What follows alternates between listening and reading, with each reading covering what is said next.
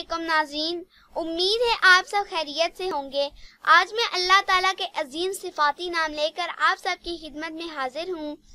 خالق کائنات کے یہ نام ایک مسلمان بچے کے لیے عظیم نسبت اور ایک عظیم سرمایہ ہے۔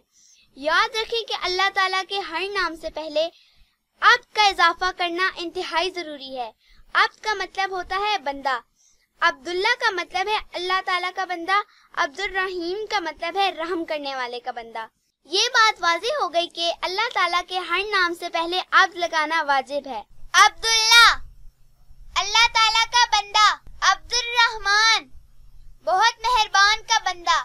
عبد الاحد، واحد و یکتا کا بندہ۔ عبد الہادی، ہدایت دینے والے کا بندہ۔ عبد الوہاب، بہت دینے والے کا بندہ۔ عبد الوکیل، کام بنانے والے کا بندہ۔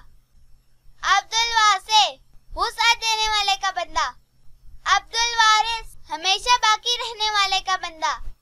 عبد الواحد، ذات و صفات میں یکتا کا بندہ۔ عبد الواجد، قدرت والے کا بندہ۔ عبد النور، نور والے کا بندہ۔ عبد النافع، نفع دینے والے کا بندہ۔ عبد المجید، عزت دینے والے کا بندہ۔ عبد المجیب، دعائیں قبول کرنے والے کا بندہ۔ عبد المتین، قوت والے کا بندہ۔